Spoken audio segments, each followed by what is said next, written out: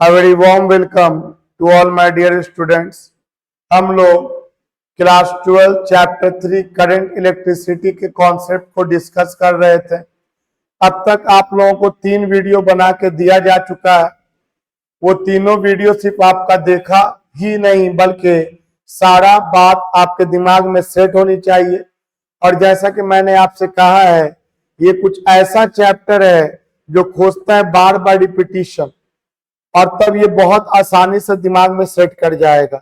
और आपका बार बार लिखना, आपका जिद रखना कि एकदम सब कुछ सीखेंगे, सब कुछ याद कर लेंगे और एग्जाम में जाकर के 100 में 100 स्कोर करना है।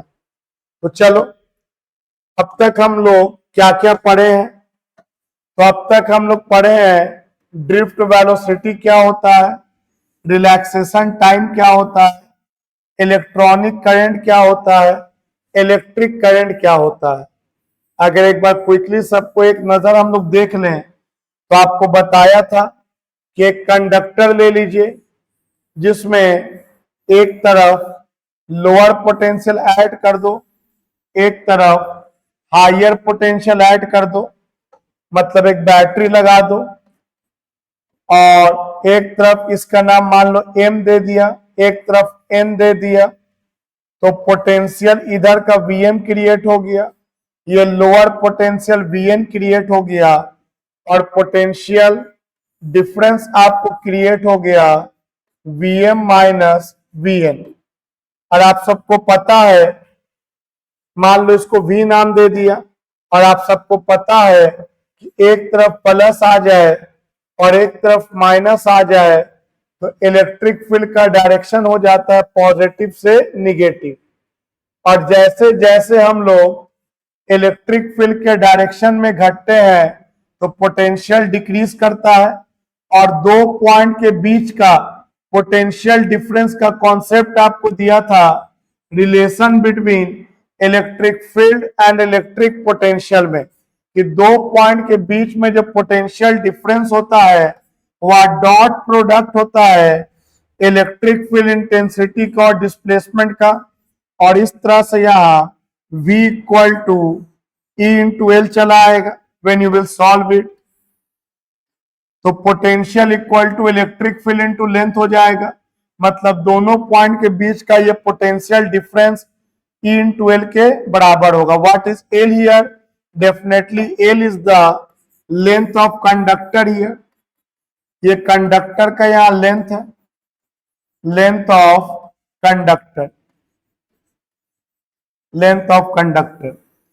इसके बाद मैंने बताया था आपको कि अंदर में जो इलेक्ट्रॉन है वह लोअर पोटेंशियल से हायर पोटेंशियल की तरफ मूव करेगा, और क्योंकि सारा इलेक्ट्रॉन अलग अलग टाइम इंटरवल पे कोलाइड करता है, कोई t1 टाइम में कोलाइड करेगा, कोई t2 टाइम में कोलाइड करेगा, तो सबका वेलोसिटी भी अलग अलग होगा, तो सारे को अलग अलग पढ़ पाना पॉसिबल नहीं है। तो हम लोग ऑन एन एवरेज सारे का कहानी एक साथ ले लेते हैं, और जिसको हम लोग ड्रिफ्ट वेलोसिटी के नाम से जानते हैं। और ये ड्रिफ्ट वेलोसिटी आपको आया था minus e tau by m. अगर मैग्नीट्यूड के टर्म में बात करें तो निगेटिव हट जाएगा, निगेटिव तो केवल डायरेक्शन बताता है कि वेलोसिटी का डायरेक्शन और इलेक्ट्रिक फील्ड का डायरेक्शन एक दूसरे के अपोजिट है। फिर आप देख सकते हैं V equal to E into L है, तो E is equal to V by L हो जाएगा, और इस तरह से E के जगह पे क्या लिख सकते हैं? V upon L. तो यहाँ कौन क्या है? या V है ड्रिफ्ट वेलोसिटी, E है इलेक्ट्रॉनिक चार्ज 1.6 इंटू 10 का पावर माइनस 19 कूलम, V यहाँ पोटेंशियल डिफरेंस है, टाउ रिलैक्सेशन टाइम है, M mass of the electron है, और L length of the conductor है, capital E electric field intensity है। ये बहुत इंपॉर्टेंट रिलेशन है कि ड्रिफ्ट वेलोसिटी और रिलैक्सेशन टाइम कैसे एक दूसरे के साथ अटैच है, और ड्रिफ्ट वेलोसिटी और पोटेंशियल तो दोनों ही डायरेक्टली प्रोपोर्शनल है।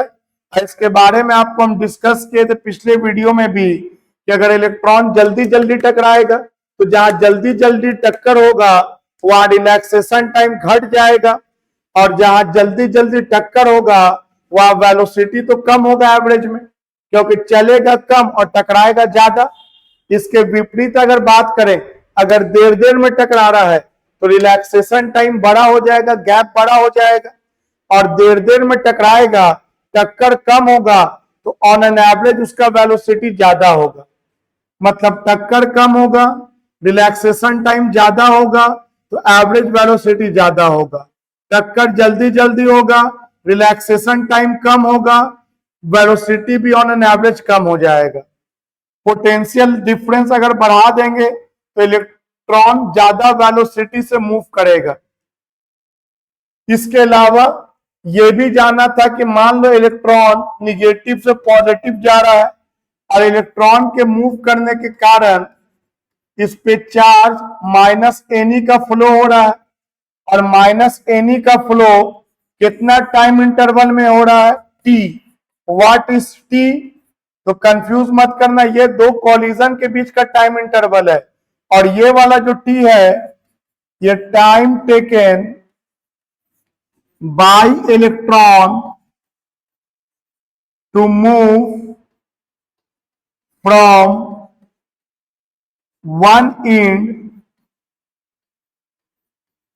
To another and.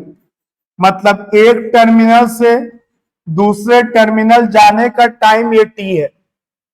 तो इलेक्ट्रॉन के कारण अगर निगेटिव चार्ज मूव किया फ्रॉम लोअर टू हायर, तो इसके कारण जो करंट पैदा होता है इसको इलेक्ट्रॉनिक करंट कहते हैं, जिसके बारे में मैंने फॉर्मूला लिखा था कि इलेक्ट्रॉनिक करंट जो होगा वह निगेटिव चार्ज के फ्लो होने के कारण होगा।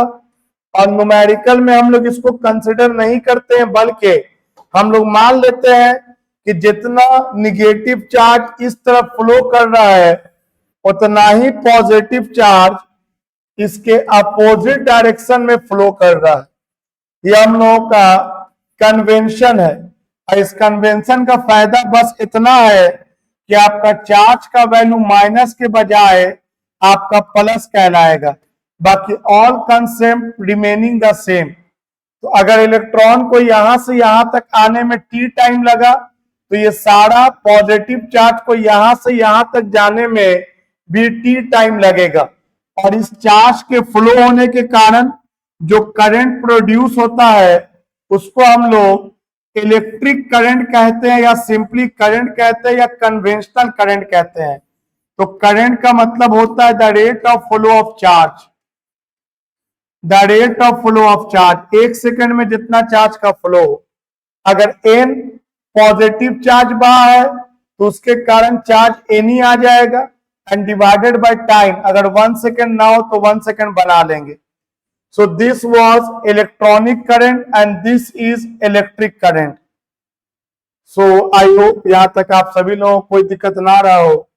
तो सोचो, जो मैंने अभी 8 मिनट में लगभग डिस्कस किया, मोर और लेस 3.5 घंटा प्लस का वीडियो इसके ऊपर दिया जा चुका है, और वो सारा बात आपको भली बात याद रहनी चाहिए। आइए आगे बढ़ते हैं, एक और टर्म जानते हैं, करंट डेंसिटी। करंट डेंसिटी बस एक बहुत सिंपल सा टर्म है। देखो, मान लो ये कोई वायर है इस तरह से, non uniform cross sectional area का, देख सकते हैं एक तरफ मुंह मोटा है और एक तरफ मुंह पतला है। ये एक वायर है, ये एक वायर है।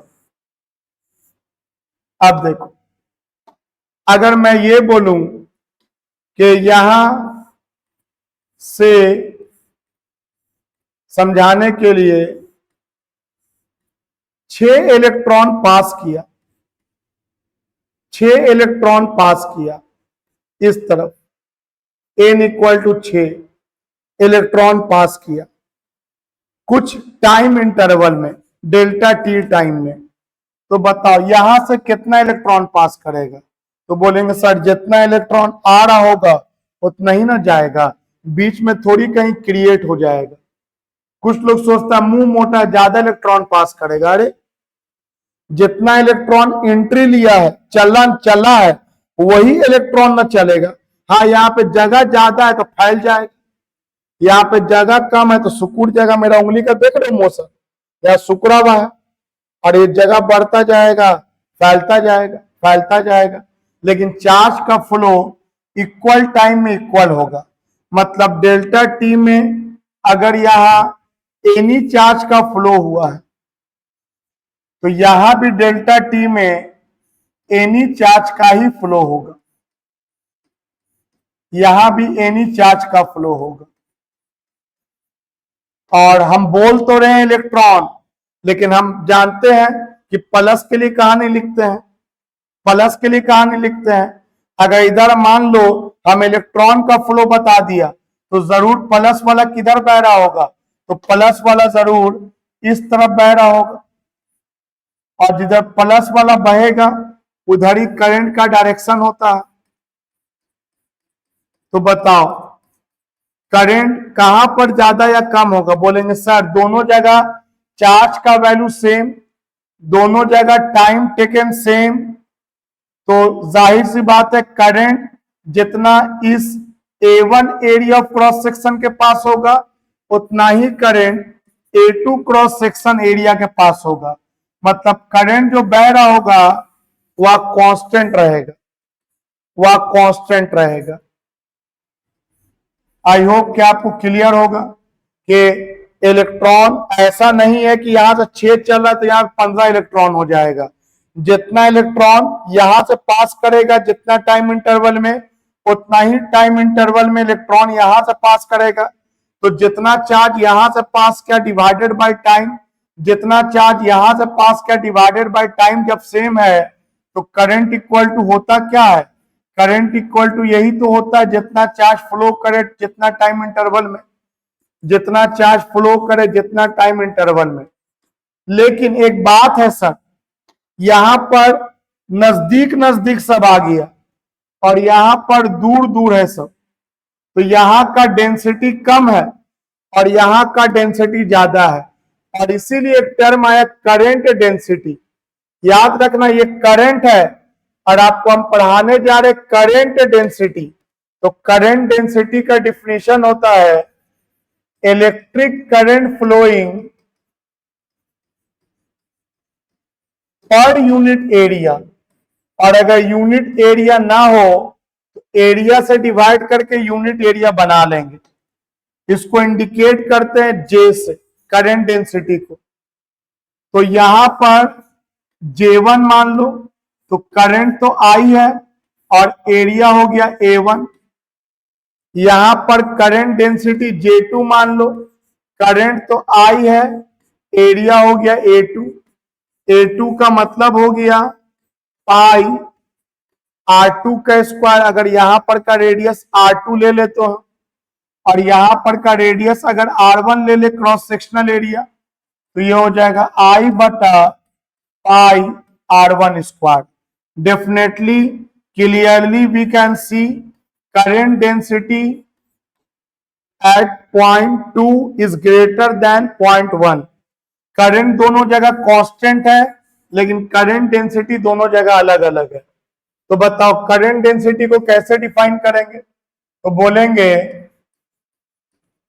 Current density is defined as electric current flowing per unit area। और अगर यूनिट एरिया ना हो तो यूनिट एरिया बना लेंगे। More over current by area है तो करंट का यूनिट होता है एम्पियर और एरिया का होता है मीटर स्क्वायर। तो it's SI unit is ampere per metre square, और ये एक वेक्टर क्वांटिटी होता है, very important, it is vector quantity. Current scalar है, लेकिन current density is a vector quantity. तो भाई वेक्टर अगर होगा तो डायरेक्शन होगा, तो it is directed along direction of current, it is directed along direction of current. जो करंट का डायरेक्शन होगा वही करंट डेंसिटी का डायरेक्शन होगा। आई होप कि बहुत सिंपल टर्म है, समझ गए होगे कि जो करंट तो सब जगह सेम फ्लो करेगा, वायर भले कहीं पे मोटा हो कहीं पे पतला हो, और ऐसा वायर को बोलते हैं non uniform cross sectional area वाला वायर है। मतलब इस वायर का जो एरिया वो नॉन यूनिफॉर्म है। करंट नॉन यूनिफॉर्म में कांस्टेंट रहेगा, लेकिन करंट डेंसिटी सेम नहीं रहेगा। और थोड़ा और इसके बारे में पढ़ते हैं। देखो, मान लो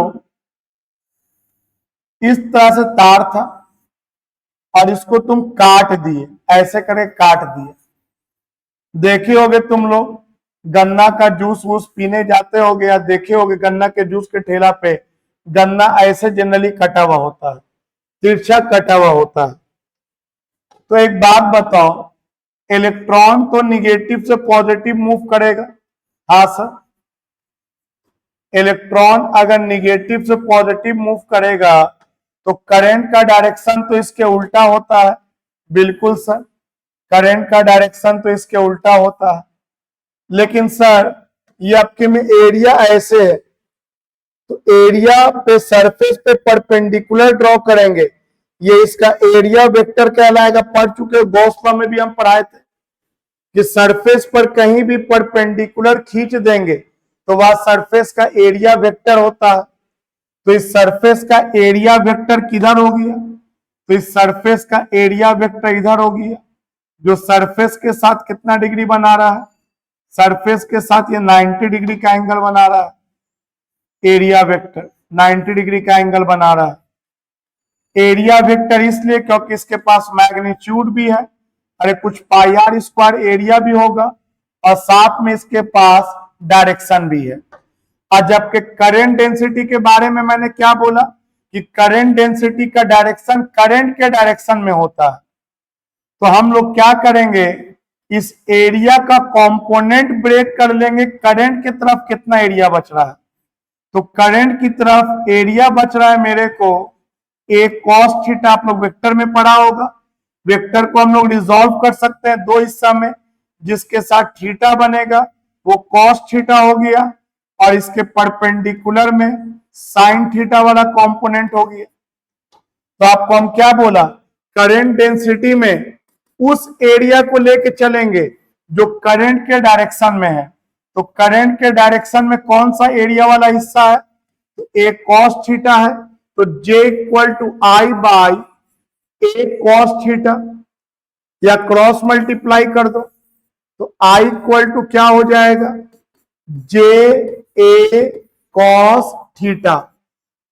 और अगर आपको याद होगा तो डॉट प्रोडक्ट वेक्टर में पढ़े हो, डॉट प्रोडक्ट में बताया था कि अगर दो वेक्टर के बीच में कॉस लगा है तो इसको हम लोग J डॉट ए कह सकते हैं।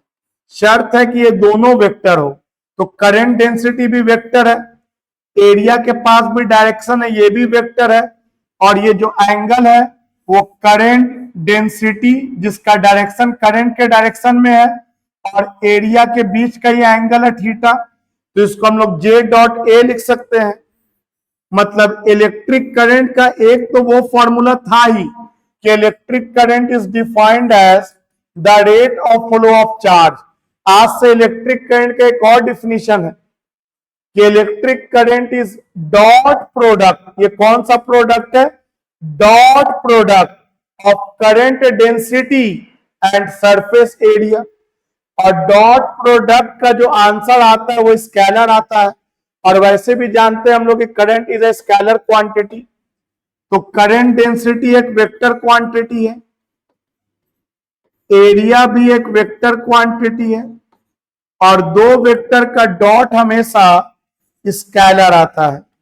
तो करंट एक स्केलर क्वांटिटी है, वैसे भी हम जानते थे। तो बताओ इलेक्ट्रिक करंट को और कैसे डिफाइन कर सकते हैं हम लोग? तो बोलेंगे electric current is defined as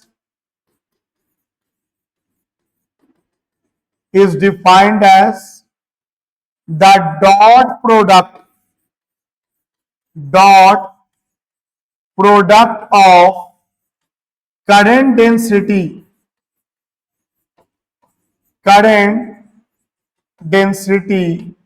and cross sectional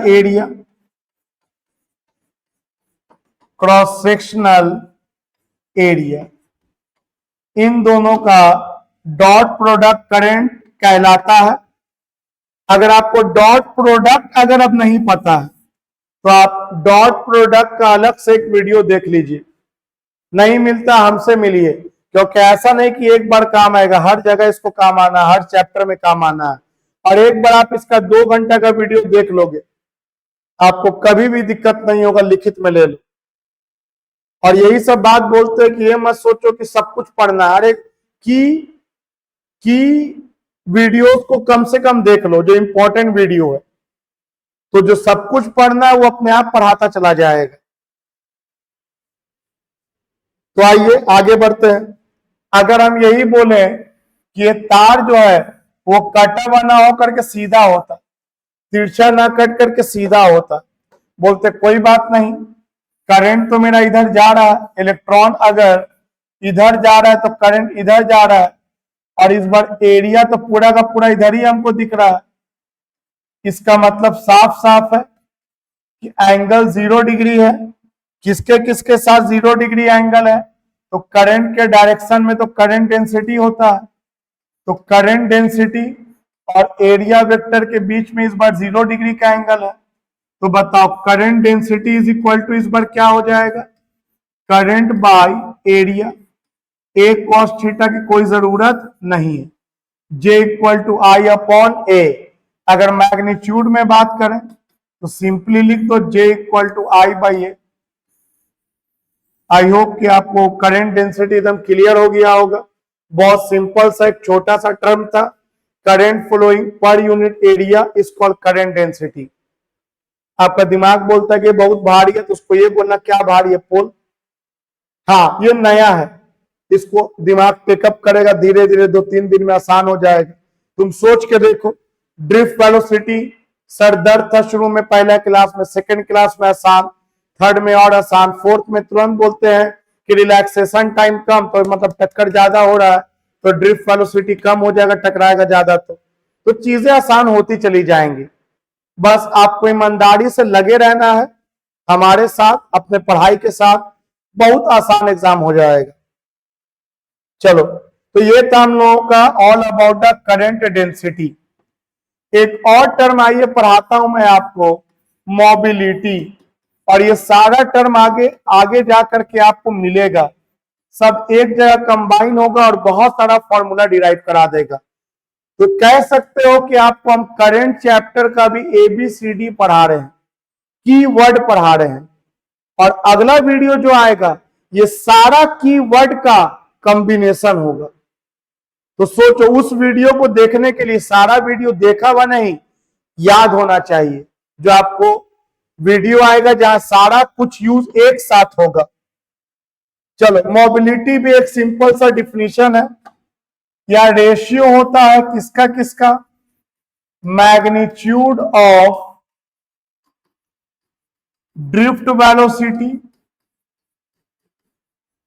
और इलेक्ट्रिक फील्ड इंटेंसिटी का रेशियो होता है।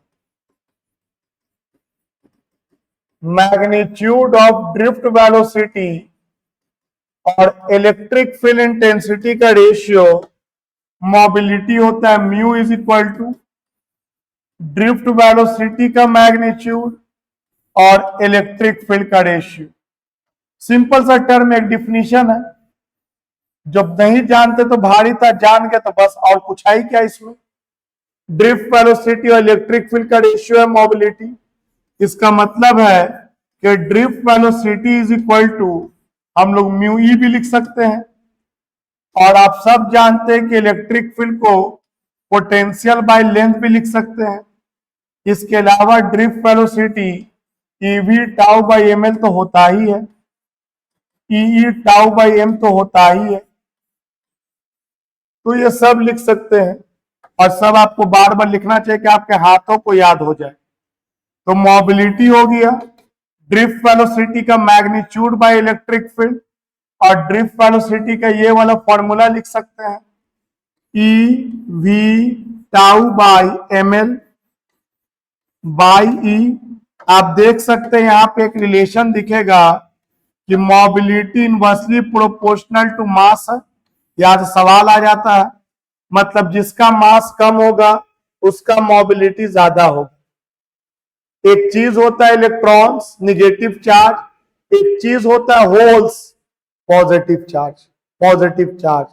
और इलेक्ट्रॉन का मास कम होता है और होल का मास ज्यादा होता है। ये फैक्ट है कि इलेक्ट्रॉन का मास कम होता है और होल का मास ज्यादा होता है।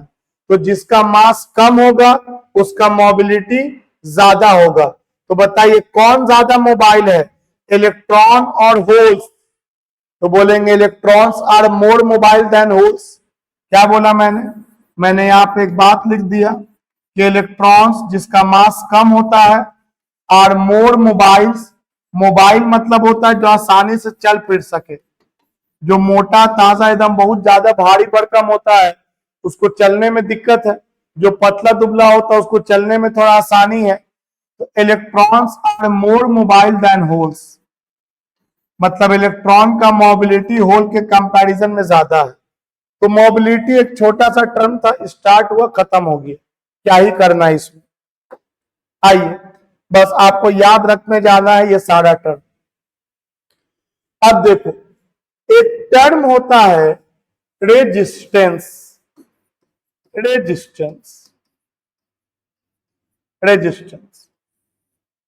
क्या होता है रेजिस्टेंस?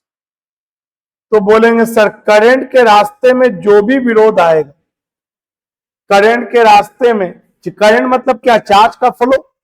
तो चार्ज के फ्लो में जो भी आ जाए, पंखा आ जाए, बल्ब आ जाए, कैमरा आ जाए, टीवी आ जाए, फ्रिज आ जाए, एसी आ जाए, सब resistance, all of them are resistance. तो करंट के रास्ता में मतलब चार्ज के फ्लो में जो भी आता है उसको रेजिस्टेंस कहते हैं। तो कह सकते हैं इट इज द ऑपोजिशन मतलब विरोध, opposition offered to the flow of charge. Charge के फ्लो में जो भी रुकावट आता है उस रुकावट को रेजिस्टेंस कहते हैं। अब ये किस किस फैक्टर पे डिपेंड करता है तो थोड़ा समझिए, देखिए ध्यान से, इत्मीनान से। किस किस फैक्टर पे डिपेंड करता है? मान लो दो तार ले लिया,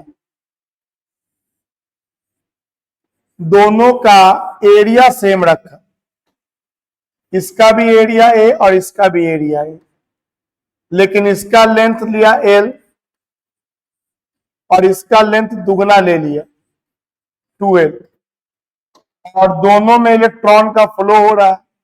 आप सब जानते हैं इलेक्ट्रॉन टकराते हुए जाता है और दोनों सेम मटेरियल है, मतलब ये अगर एल्युमिनियम का है तो ये भी एल्युमिनियम का है। मटेरियल को हम लोगों ने सेम रखा, एक साथ एक ही चीज को बदलेंगे। तो यहाँ पे सिर्फ लेंथ को बदला, बाकी ना मटेरियल बदला, ना एरिया बदला, ना टेम्परेचर बदला, सिर्फ लेंथ अलग अलग रखा। तो आप देख सकते हैं कि जब सेम मटेरियल है तो रिलैक्सेशन टाइम भी सेम होगा। अब बताओ यहां पर कितनी बार कोलिजन हुआ? 1 2 3 4 5 6 7 8 9 10 11 12, और यहां पर 1 2 3 4 5 6। तो लेंथ अगर आधा हो जाएगा तो कोलिजन भी आधा हो जाएगा, मतलब रेजिस्टेंस घट जाएगा। लेंथ अगर बढ़ जाएगा तो रेजिस्टेंस भी बढ़ जाएगा। तो पहला फैक्टर तो ये याद हो गया सर, क्या याद हो गया कि resistance directly proportional to length of conductor होगी, R directly proportional to L, equation number 1। अब अगर सेम मटेरियल लें लेकिन एक का एरिया ज्यादा रखें और एक का एरिया कम रखें, और इस बार लेंथ भी सेम रखा, क्योंकि एक बार में कोई एक ही चीज चेंज करेंगे तब तो पढ़ाई कर पाएंगे। लेंथ भी बदल देंगे, एरिया भी बदल देंगे, मटेरियल भी बदल देंगे, ऐसा थोड़ी कर सकते हैं। देखेंगे एक एक का असर, उसके बाद फिर बाद में ओवरऑल बात करेंगे। अब की में इसका एरिया मान लो A1 है, A1 A के बराबर, और इसका एरिया डबल है 2A के बराबर। सेम मटेरियल है, ये अगर अल्युमिनियम का है तो ये भी मान लो अल्युमिनियम का ही है। तो आप सोचो किसमें टक्कर ज्यादा होगी, तो बोलेंगे सर यहां जगह कम है, यहां ज्यादा टकराएगा, यहां ज्यादा टकराएगा, ज्यादा टकराएगा, यहां फैला हुआ जगह है तो यहां कम टकराएगा, यहां कम टकराएगा। तो एरिया अगर ज्यादा होगा तो विरोध कम होगा चार्ज के फ्लो का, मतलब इनवर्सली हो गया। इनवर्सली हो गया कि जितना मोटा एरिया रखेंगे उतना विरोध कम होगा। एरिया ज्यादा रेजिस्टेंस कम, एक बढ़े और एक घटे उसको इनवर्सली कहते हैं। तो सेकंड पॉइंट क्या हुआ कि रेजिस्टेंस इनवर्सली मतलब हो गया 1/, तो किसके इनवर्सली हो गया, area of cross section, area of cross section. चलो ठीक है सर, मतलब सेकेंड हो गया R inversely proportional to A, equation number 2। अब की में क्या किया, हम लेंथ भी सेम रखा और एरिया भी सेम रखा, लेंथ भी सेम रखा दोनों का और दोनों का एरिया भी सेम रखा। अगर रेजिस्टेंस सेम आ जाता तो बोलते कि मटेरियल के नेचर पर डिपेंड नहीं कर रहा, लेकिन अब की में हम एक अल्युमिनियम का ले लिया और एक कॉपर का ले लिया, देखा कि दोनों का रेजिस्टेंस अलग अलग आया, दोनों का रेजिस्टेंस जो है ना वो अलग अलग आया। इसका मतलब है कि मटेरियल के नेचर पर भी डिपेंड करता है, भले एरिया सेम लेंथ सेम फिर भी रेजिस्टेंस बदल गया, क्योंकि अंदर में जो इलेक्ट्रॉन का संख्या होगा वह तो अलग अलग होगा, कॉपर में अलग होगा और अल्युमिनियम में अलग होगा, अल्युमिनियम में अलग होगा। तो resistance depends upon nature of material. Resistance ये कोई डायरेक्टली नहीं बोलेंगे, बोलेंगे depends upon nature of material. तो ये इसका तीसरा फैक्टर हो गया।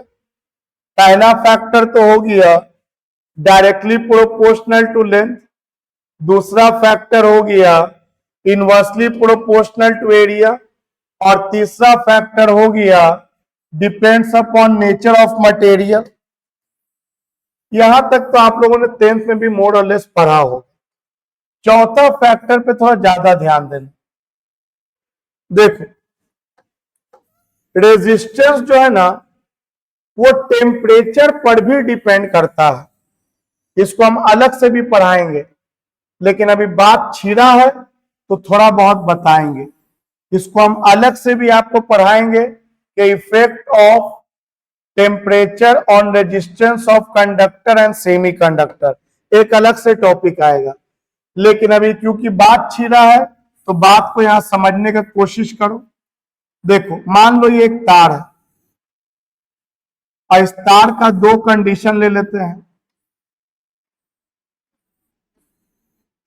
एक बार टेम्परेचर है इसका 27 डिग्री सेल्सियस, और एक बार ये तार गर्म है और इसका टेम्परेचर है 90 डिग्री सेल्सियस, और दोनों सेम मटेरियल का है, दोनों का लेंथ भी सेम है, दोनों का एरिया भी सेम है, मटेरियल भी सेम है, लेकिन पता है क्या होगा, जिस केस में टेम्परेचर ज्यादा है ना, यहां इलेक्ट्रॉन का एवरेज काइनेटिक एनर्जी बढ़ जाएगा।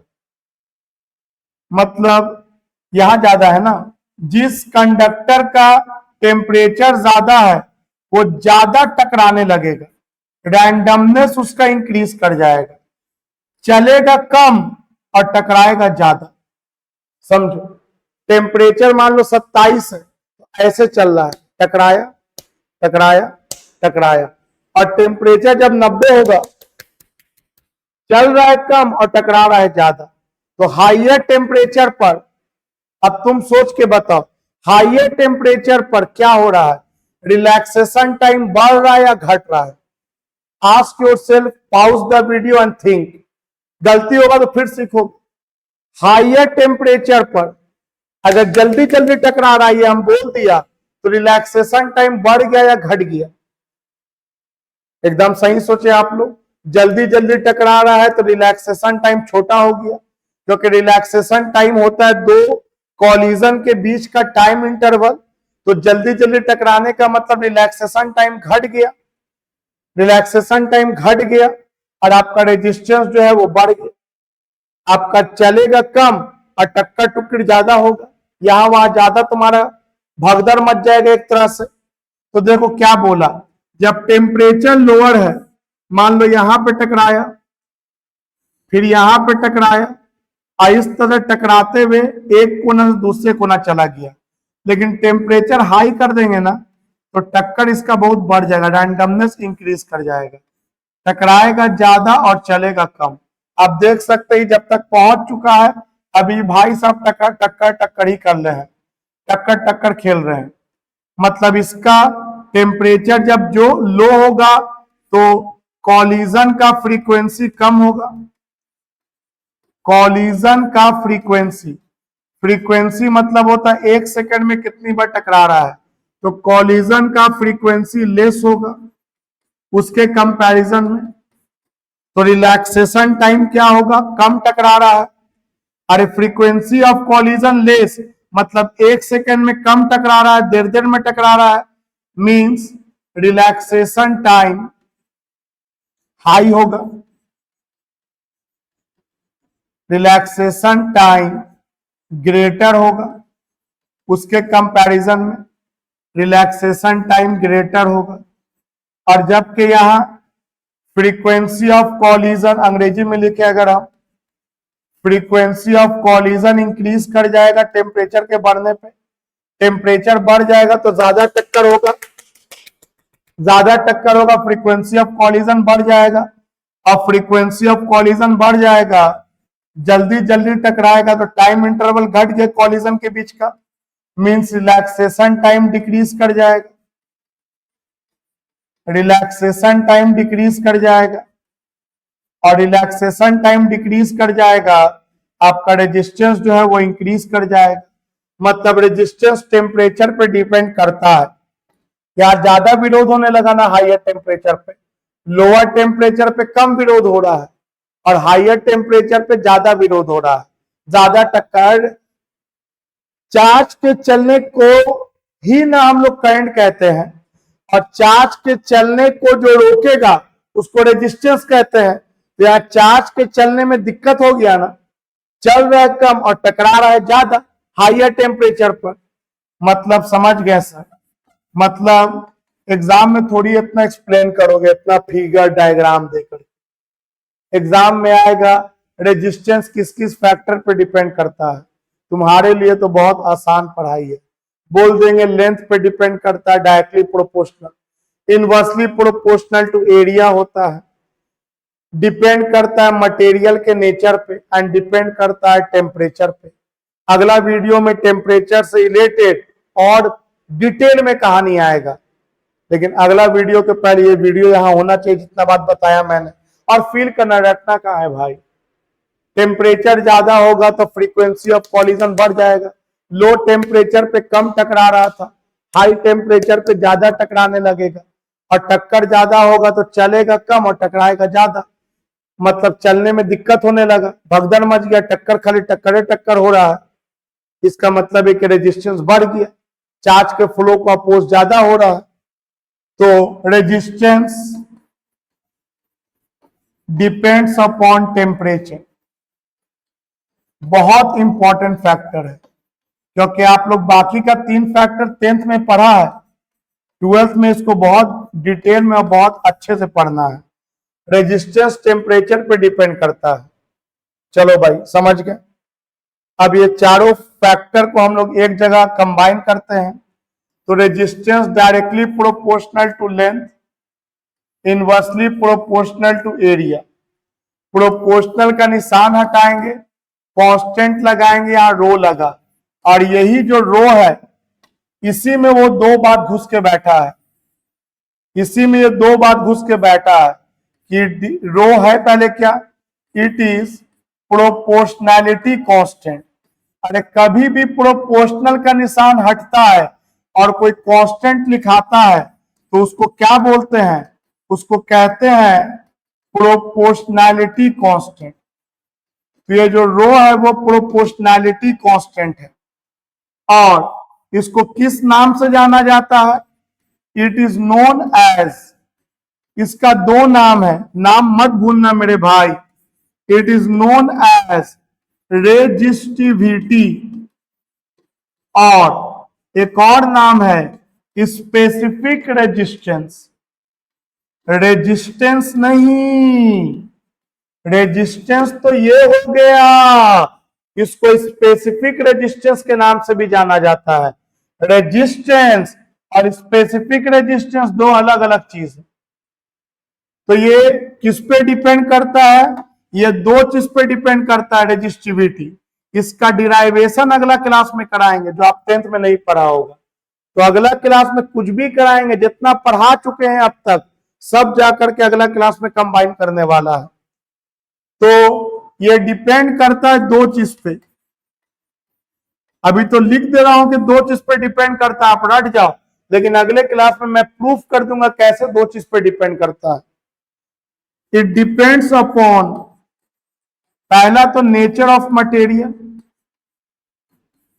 Nature of material resistivity depend करता है कि एल्युमिनियम का तार है कि कॉपर का तार है कि सिल्वर का तार है, रेजिस्टिविटी ऑफ मटेरियल पे डिपेंड करता है। It depends upon nature of material. दूसरा टेम्परेचर ऑफ कंडक्टर, टेम्परेचर पर भी डिपेंड करता है।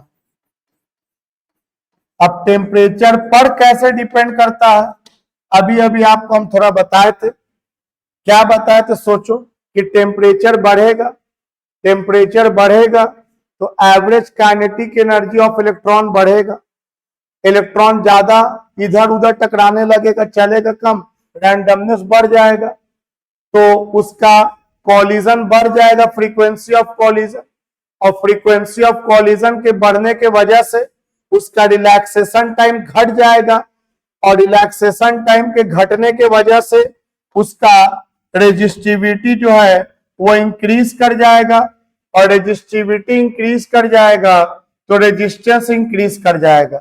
अभी जो एक बात बोला हम कि रिलैक्सेशन टाइम घट जाएगा और रेजिस्टिविटी इंक्रीज कर जाएगा, ये अगला वीडियो में आपको दिखेगा फॉर्मूला में। आपको मान लो ये बात नहीं दिख रहा है, कोई दिक्कत नहीं, कोई मैटर नहीं, इतना याद रखो जितना बोर्ड पे लिखा है, बिना किसी कंफ्यूजन के, कि resistance length of the conductor पे डिपेंड करेगा, कंडक्टर का लंबाई बढ़ेगा रेजिस्टेंस बढ़ेगा, एरिया ज्यादा होगा, मोटा तार होगा तो रेजिस्टेंस कम हो जाएगा, कम इलेक्ट्रॉन टकराएगा, और प्रोपोर्शनल के निशान को हटा के रेजिस्टिविटी लगाया, इसको स्पेसिफिक रेजिस्टेंस भी कहते हैं। और ये 2 फैक्टर पे डिपेंड करता है, एक की नेचर ऑफ मटेरियल, मटेरियल किस नेचर का बना हुआ है, लोहा का है कि सिल्वर का है कि एल्युमिनियम का है कि कॉपर का है, और डिपेंड करता है टेम्परेचर ऑफ द मटेरियल क्या है। अब टेम्परेचर पे कैसे डिपेंड करता है इसका पोस्टमार्टम अगला वीडियो में, फिलहाल इतना समझ गए, इतना समझ गए, बस आगे बढ़ते हैं। एक और टर्म उठाते हैं, ये सारा टर्म अगले वीडियो में कंबाइन करेगा। अगला टर्म है, सुने होंगे आप लोग, ओम्स लॉ।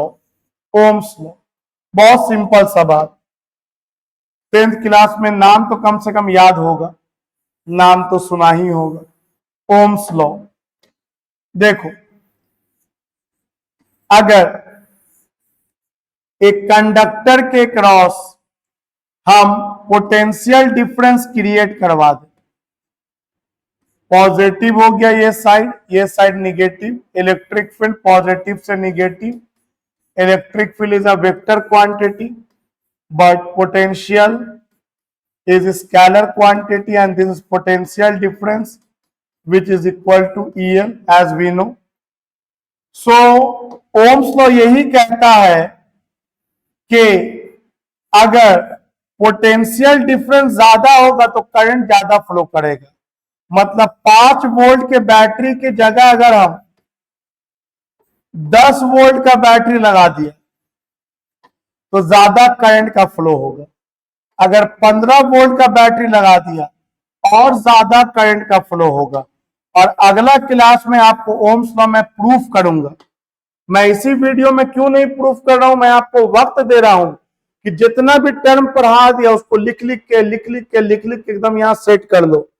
तो अगला क्लास में आपको ओम्स लॉ, वो रेजिस्टिविटी का एक्सप्रेशन, ये सब प्रूफ होने जा रहा है। तो देखो यहां ध्यान से, ओम्स लॉ क्या कहता है, बहुत सिंपल सा बात, कि पोटेंशियल डिफरेंस अगर ज्यादा होगा, आप जितना ज्यादा अंतर क्रिएट कर दीजिएगा दोनों टर्मिनल के बीच, करंट का फ्लो उतना ज्यादा होगा। ठीक है सर, समझ गए।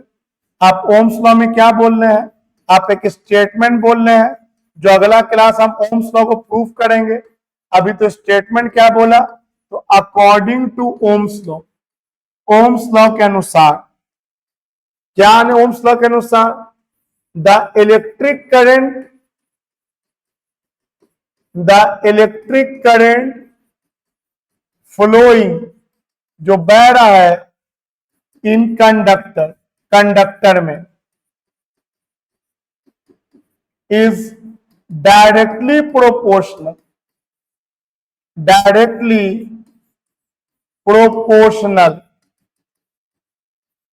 किसके directly proportional, potential difference applied across the conductor, potential difference applied across the conductor, तो यही कह रहा है कि Vm minus Vn directly proportional to I। लेकिन यहां पे मैंने एक पाउज लिया है, इसमें एक कंडीशन भी है, without change in physical condition, without change in physical condition like temperature, pressure, इस लाइन को इग्नोर कर दो, आज के वीडियो में इस लाइन को। अगला वीडियो में ये लाइन बउआ टाइप एक्सप्लेन हो जाएगा, सिंपल वे में एक्सप्लेन हो जाएगा। अभी तुम इतना ही समझो, लिखना जरूरी था क्योंकि ये होता है लॉ, लेकिन आखिर ये कंडीशन क्यों दिया गया हम अभी आपको एक्सप्लेन नहीं कर सकते हैं, क्योंकि आपको हम जब एक्सप्रेशन डिराइव कर देंगे, ओम्स लॉ का प्रूफ कर देंगे, तब वह आपको हम एक्सप्लेन कर पाएंगे कि आखिर क्यों टेम्परेचर का वैल्यू चेंज नहीं होना चाहिए। अभी फिलहाल याद कर लिया, लॉ दिया गया, याद कर दिया, डिटेल तो अगला क्लास में करेंगे, लेकिन करेंगे जब डिटेल तो लॉ याद होना चाहिए। तो लॉ क्या दिया गया कि जितना ज्यादा पोटेंशियल डिफरेंस होगा उतना ज्यादा इलेक्ट्रिक करंट का फ्लो होगा। तो V directly proportional to I, proportional का निशान हटाएंगे, जाहिर सी बात है कांस्टेंट लगा दिया गया R is known as resistance, पहले तो इट इज प्रोपोर्शनैलिटी कांस्टेंट,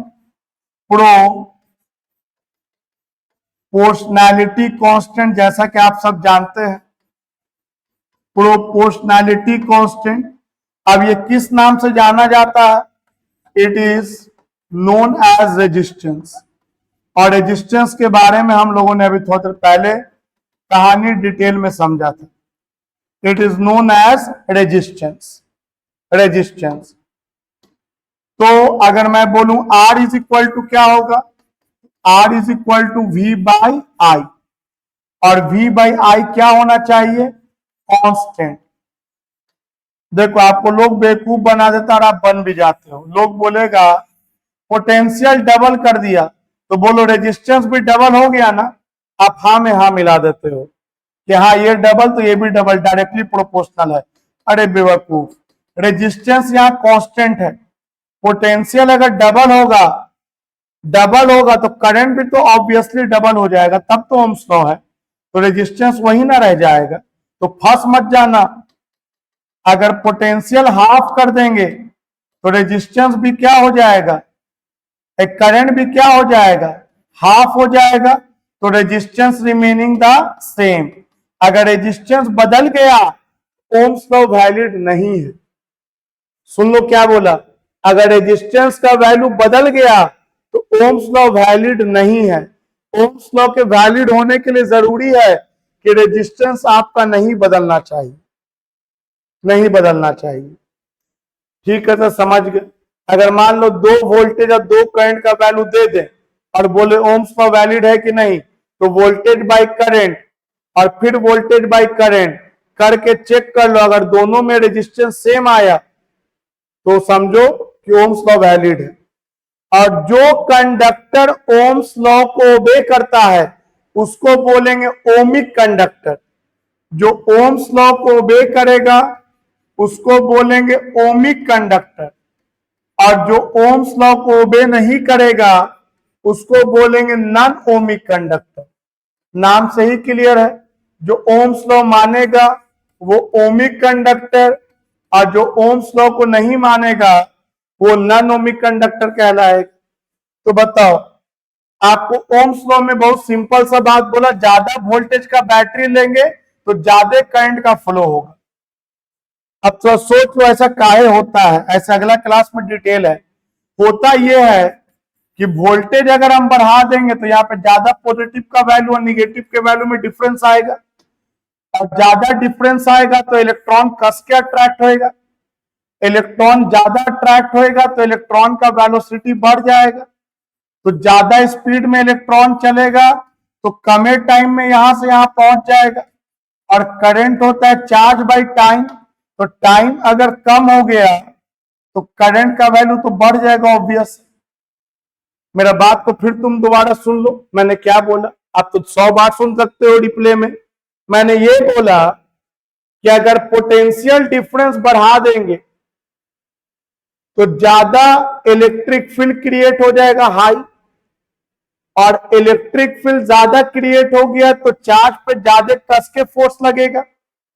ज्यादा कस के फोर्स लगेगा तो वेलोसिटी ज्यादा मिलेगा।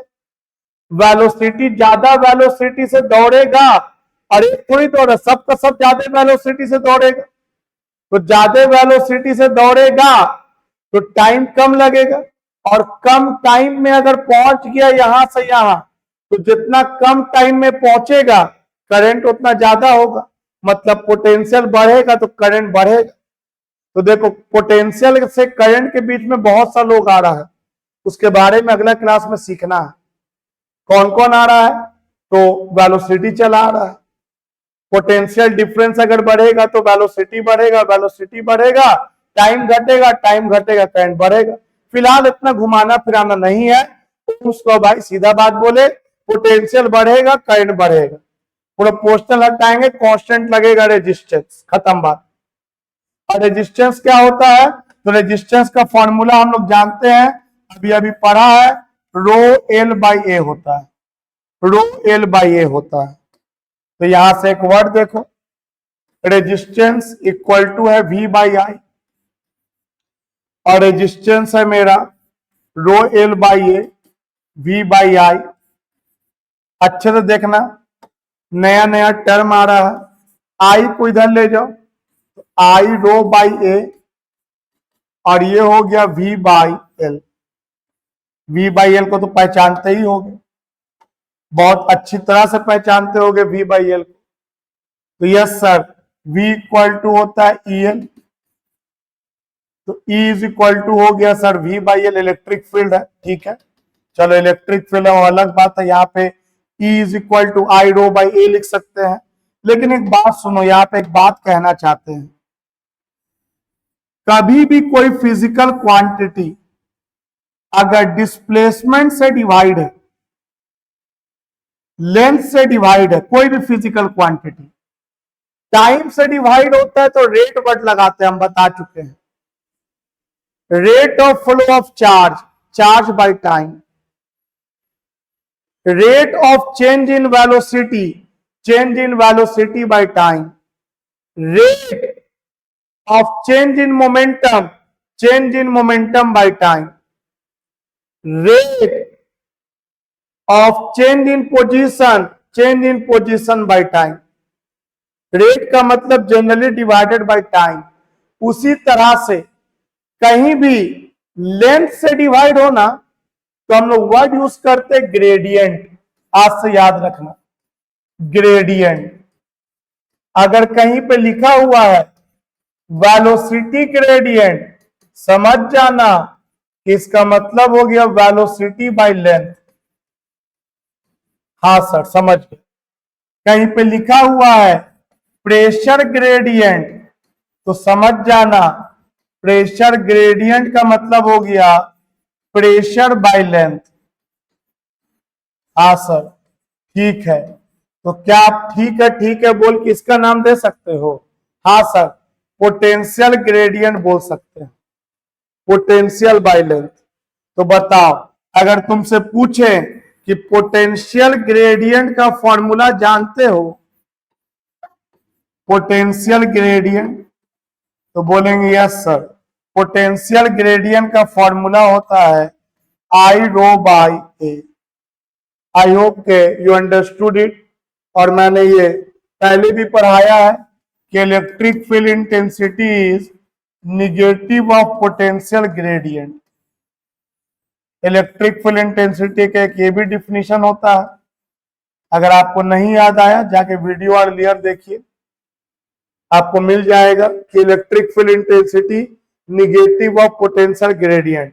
निगेटिव बताता है कि इलेक्ट्रिक फील्ड के डायरेक्शन में पोटेंशियल डिक्रीज करता है। खैर, वो तो एक्स्ट्रा बात था। उम्मीद है कि आपको यहां तक समझ में आया होगा। तो आप देख सकते हो टॉपिक बाय टॉपिक चलता जा रहा है, बहुत सा छोटा छोटा टॉपिक आ रहा है। क्या ही तरीका होगा याद करने का? बस एक ही तरीका, बार बार लिखिए।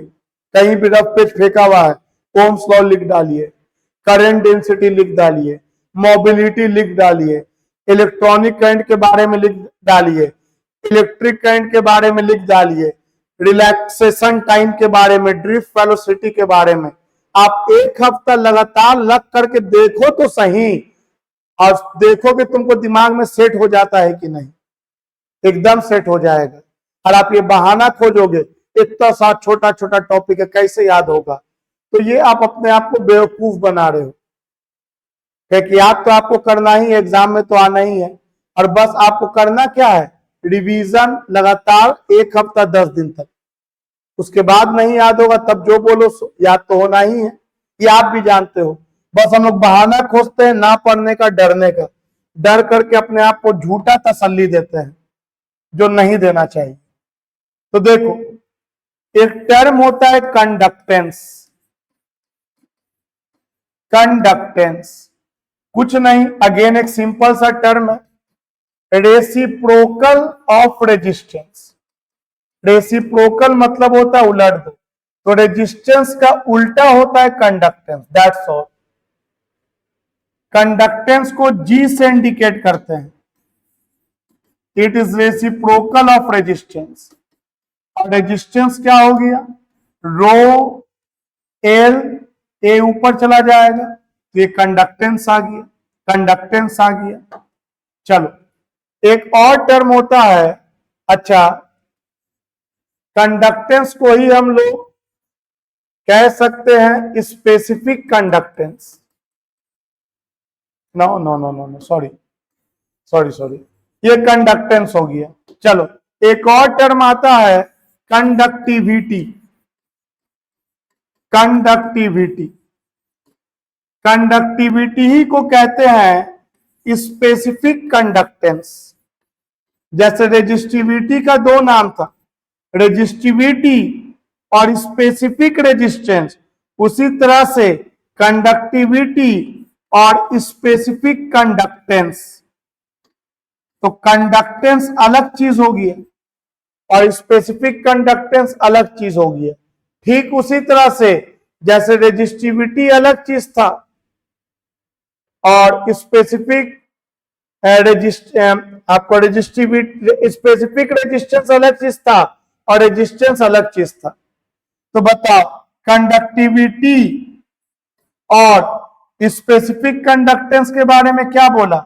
ये रेसिप्रोकल होता है। किसका रेसिप्रोकल होता है? रेजिस्टिविटी का। रेजिस्टिविटी का इसको हम लोग सिग्मा से इंडिकेट करते हैं, 1/ρ, 1/ρ। तो ये कितना हो जाएगा? Rho R is equal to rho L by L. तो rho is equal to R A by L. तो बताओ रो के जगह क्या लिख देंगे? R A by. I hope कि आप लोग इतना सारा कुछ समझे हो। कुछ तो इसमें नया था नहीं इस बोर्ड पे, बस रेजिस्टेंस का उल्टा को कंडक्टेंस कहते हैं और रेजिस्टिविटी के उल्टा को कंडक्टिविटी कहते हैं। अगर इन सबके यूनिट के बारे में भी हम लोग एक बार सोच लें, हालांकि आपको यूनिट एंड डायमेंशन हम अलग से पूरा डिटेल में पढ़ाएंगे बहुत जल्द। इस चैप्टर के बाद आपको हम एक क्लास देंगे डायमेंशन का, जिसमें के बाद आप सारा डायमेंशन अपने आप लिख पाओगे, सारा डायमेंशन। देखो ध्यान से, यहां अगर रेजिस्टेंस का बात करें तो रेजिस्टेंस का एसआई यूनिट होता है ohm. SI unit of resistance is ohm, ohm होता है। और कंडक्टेंस का एसआई यूनिट क्या होगा बताओ? तो SI unit of conductance is ohm inverse हो जाए। अरे ओम का उल्टा या ओम इनवर्स को ही बोल देते हैं महो। उल्टा लिख दो एम एच ओ, ये बिल्कुल सही ऐसे लिखाता है महो। ये एसआई यूनिट ऑफ कंडक्टेंस हो गया। उसी तरह बताओ रेजिस्टिविटी का एसआई यूनिट, तो बोलेंगे सर रेजिस्टिविटी होता है कितना? रेजिस्टिविटी होता है आर ए बाई एल। अरे R is equal to rho L by A होता है ना भाई, रटो नहीं। इन्हें कि हम लिख दिया तो तुम रट गए R A by L. R equal to rho L by A, तो rho is equal to R A by L. तो बताओ रेजिस्टेंस का यूनिट क्या हो गया? तो रेजिस्टेंस का यूनिट हो गया ओम। एरिया का मीटर स्क्वायर और लेंथ का मीटर, 1 मीटर कट गया, ओम मीटर आ गया। तो क्या लिखेंगे? लिखेंगे SI unit of resistivity is ohm metre. Ohm metre होता है इसका एसआई यूनिट, या ओम का सिंबल ये भी होता है ओम मीटर। चलो कंडक्टिविटी का एसआई यूनिट बोल दो आप लोग, तो बोलेंगे एसआई यूनिट ऑफ कंडक्टिविटी या स्पेसिफिक कंडक्टेंस, इसका उल्टा हो जाएगा, मतलब पर ओम पर मीटर, या लिख सकते हैं महो पर मीटर। आई होप के आप लोग इतना सारा बात लिख लिख करके याद कर लोगे। याद तो करना ही है मेरे दोस्त। तो एक बार क्विकली हम लोग जो भी पढ़ा है उसको एक क्विक लुक दे दें तो बेहतर रहेगा, क्योंकि मकसद ये नहीं कि टॉपिक खत्म हो गया, लिख लिया, खत्म, वीडियो बंद, बैठ गए। आप ये देखो, आप सीखे कितना और सीखने में कितना और टाइम लगेगा। आप मेरा पढ़ाना और आपका देखना इंपॉर्टेंस नहीं रखता है, आपका सीखना इंपॉर्टेंस रखता है, हमेशा बोला है, और वो याद रहना चाहिए। तो देखो, सबसे पहले मैंने बोला कि कंडक्टर है, कंडक्टर में जो इलेक्ट्रॉन का फ्लो होता है वो लोअर पोटेंशियल से हायर पोटेंशियल होता है, और जिधर इलेक्ट्रॉन का फ्लो हो रहा है, मान लेते हैं कि पॉजिटिव चार्ज का फ्लो उसके उल्टा हो रहा है, और पॉजिटिव चार्ज का जो फ्लो होगा 1 सेकंड में उसको करंट कहते हैं, और 1 सेकंड ना हो तो 1 सेकंड बना लेंगे। सारा इलेक्ट्रॉन अलग अलग वेलोसिटी से जा रहा था, टकरा रहा था अलग अलग टाइम पे। ओवरऑल एक सिंगल वेलोसिटी लिया जिसको ड्रिफ्ट वेलोसिटी कहा, और ओवरऑल दो कॉलिजन के बीच का टाइम इंटरवल को रिलैक्सेशन टाइम कहा। तो ड्रिफ्ट वेलोसिटी का फॉर्मूला का डिराइवेशन किया था -e/τ/m, मैग्नीट्यूड में माइनस हट जाएगा, ई के जगह पे v/l, ev/τ/ml। अरे मेरे बात को कान में बार बार सुनेगा तो याद हो जाएगा, ड्रिफ्ट वेलोसिटी ev/τ/ml। तो drift velocity directly proportional to relaxation time. इसका मीनिंग समझना जरूरी नहीं कि बस सट्टा मार दिया। इसका मतलब हुआ कि अगर देर देर में टकराएगा तो देर देर में टकराएगा तो ओवरऑल तो वेलोसिटी ज्यादा आएगा। कोई इंसान दौड़ रहा है और देर देर में टकरा रहा है तो उसका तो ज्यादा वेलोसिटी आएगा इन कंपैरिजन टू उस इंसान के जो जल्दी जल्दी एकदम टकरा जा रहा है।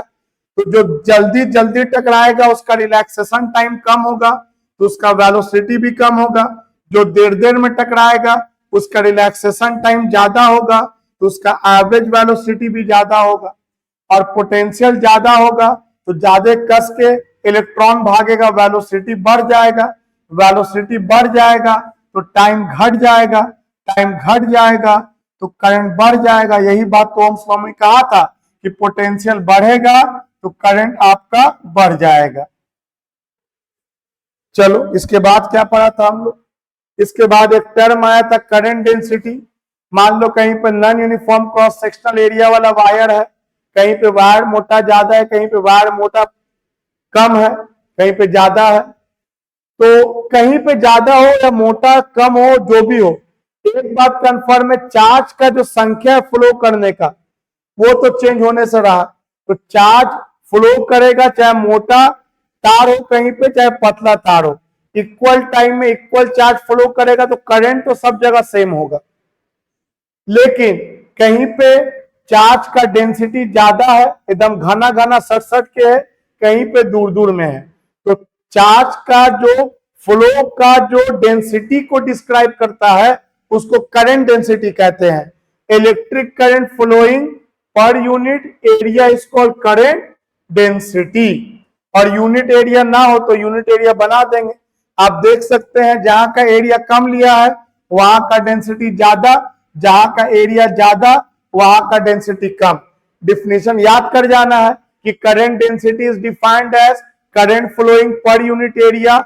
It is vector, vector vector quantity, और इसका डायरेक्शन करंट के डायरेक्शन में होगा, यूनिट हो जाएगा एम्पियर पर मीटर स्क्वायर। इसके बाद आपको मैंने मोबिलिटी के बारे में बताया था। अच्छा ये भी बताया तो था कि अगर हम ऐसे तार को काट देंगे तिरछा तो सरफेस के परपेंडिकुलर एरिया हो जाएगा, और करंट डेंसिटी का तो डायरेक्शन करंट के डायरेक्शन में लेते हैं तो एरिया का वो हिस्सा जो करंट के डायरेक्शन में है वो a cos थीटा आया।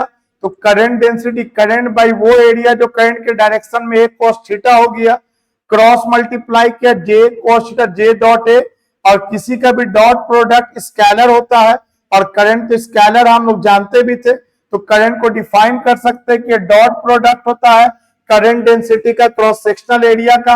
अगर तुम्हारा तार सीधा है, ऐसा तिरछा नहीं कटा हुआ है, तो करंट डेंसिटी का डायरेक्शन और पूरा का पूरा एरिया का डायरेक्शन सेम हो गया, मतलब 0 डिग्री बना। उस केस में J is equal to I by A हो जाएगा। इसके बाद एक टर्म मोबिलिटी आया था कि ड्रिफ्ट वेलोसिटी का मैग्नीट्यूड और इलेक्ट्रिक फील्ड का रेशियो को हम लोग मोबिलिटी कहते हैं। Vd is equal to mu by E, उसके बाद Vd is equal to mu E हो जाएगा, और E equal to V by L, और Vd is equal to EV tau by M L भी होता है, E टाउ बाई एम होता है। तो यहाँ से पता चला था कि mobility inversely proportional to mass, जिसका मास कम होगा उसका मोबिलिटी ज्यादा होगा। इलेक्ट्रॉन का मास कम होता है then the holes positive charge, so electrons are more mobile than holes.